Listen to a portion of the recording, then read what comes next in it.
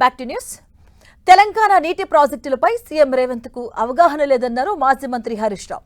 తెలంగాణ జల హక్కులపై కుట్రలు జరుగుతున్నాయని ఆరోపించారు.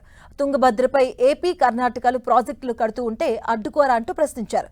తుంగభద్ర జలాలో చారిత్రాత్మక ఒప్పందం చేసుకున్నామన్న రేవంత్ ఆ ఒప్పందం ఏంటో ప్రజలకు చెప్పాలని డిమాండ్ చేశారు. ముఖ్యమంత్రి గారైతే మరి బయటకు వచ్చి ఏదో చారిత్రక ఒప్పందం చేసుకున్నామని సంబరాలు చేసుకుంటా ఉన్నారు.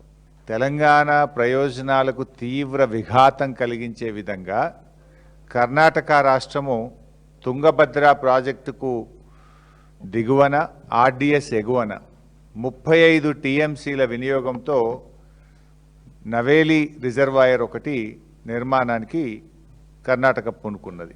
ఇంకొక వైపు ఆంధ్రప్రదేశ్ ఆర్డీఎస్ దిగువన సుంకేశుల ఎగువన 20 టీఎంసీల సామర్థ్యంతో గుండ్రేవుల అనేటువంటి ఒక ప్రాజెక్టు నిర్మాణానికి ఆంధ్రప్రదేశ్ పూనుకుంది.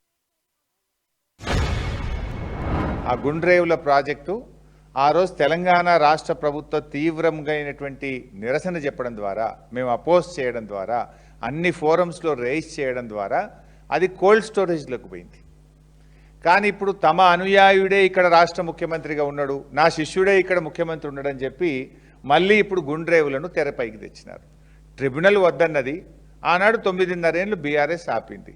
మళ్ళీ ఇప్పుడు గుండ్రేవుల ప్రాజెక్టు ఇటు ఆంధ్రప్రదేశ్ పైకి తీసుకొచ్చింది, అటు నవేలి ప్రాజెక్టును కర్ణాటక పైకి తెచ్చింది.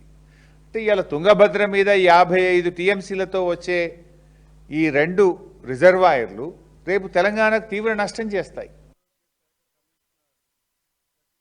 చంద్రబాబు నాయుడు గారే ఇవాళ కేంద్ర ప్రభుత్వంలో తనకున్నటువంటి పలుకుబడిని ఉపయోగించి ఆయనను ఆంధ్రప్రదేశ్ చెందిన వ్యక్తిని కేంద్ర జలవనరుల శాఖ కార్యదర్శిగా చంద్రబాబు గారు పెట్టించుకున్నారు.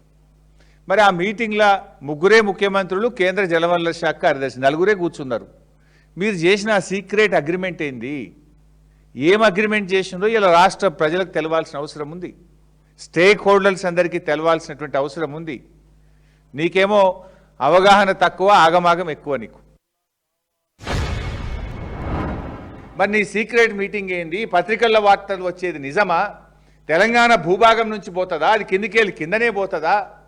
తెలంగాణకు శాశ్వతంగా నువ్వు సమాధి కట్టదలుచుకున్నావా? నష్టం చేయదలుచుకున్నావా? మన 968 అనుమతులు ఇస్తానని సిఆర్ పాటిల్ నీకు హామీ ఇచ్చిండా?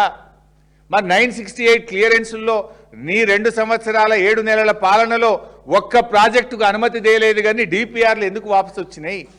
అదే బీఆర్ఎస్ 383 టీఎంసీలకు మేము నీళ్లు తెచ్చినాం, అనుమతులు తెచ్చినాం మేము. నువ్వు ఎందుకు ఒక్క టీఎంసీకి కూడా నీళ్లు తేలే ఇప్పటిదాకా? ఇది మేము ప్రజల పక్షాన్ని అడుగుతా ఉన్నాం.